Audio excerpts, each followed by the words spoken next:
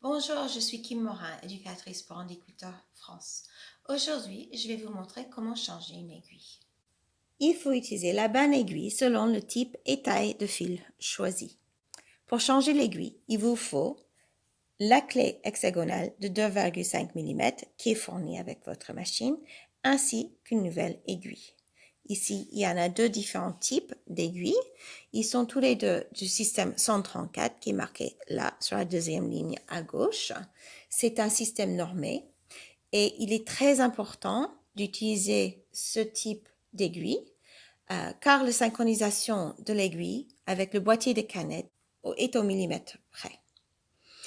Donc, ce modèle, c'est un type R qui est marqué là. Et c'est un aiguille à bout pointu. C'est le système de modèle standard qui existe, qui est fourni avec votre machine. Il existe également des aiguilles à bout rond. C'est marqué FGSUK. Ça veut dire que c'est un aiguille à bout rond. Il existe également un type d'aiguille dont je n'ai pas un exemple ici, mais qui s'appelle MR. Ça veut dire multirotationnel.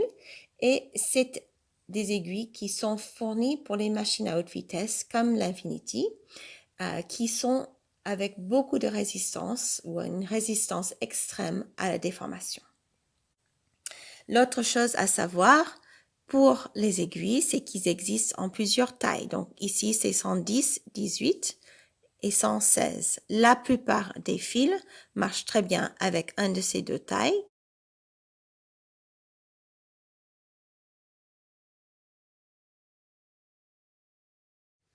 Pour changer l'aiguille, vous prenez la clé hexagonale, vous la mettez dans la vis de serrage de la barre d'aiguille, vous l'enserrez dedans, vous desserrez avec la partie longue plutôt, ça marche mieux, jusqu'à que l'aiguille tombe. Maintenant, vous posez l'ancienne aiguille, vous prenez la nouvelle aiguille. Il y a la rainure qui doit être devant et l'encoche ici derrière. Donc, vous la posez ici, au milieu, et vous la montez. Pour vérifier qu'il est bien totalement tout en haut, il y a un trou d'observation qui est juste ici, côté gauche. Vous regardez que vous voyez bien toute l'aiguille. Après, je prends l'ancienne aiguille, je la mets ici, dans le chat de l'aiguille. Je longe la rainure ici jusqu'à qu'il tombe dans le chat de l'aiguille. Après, donc, je le maintiens ici.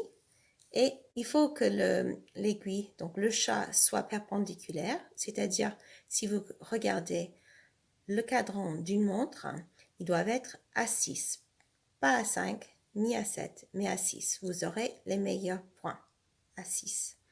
Après, vous prenez votre main, vous serrez un tout petit peu et vous finissez par serrer très fort avec la clé hexagonale.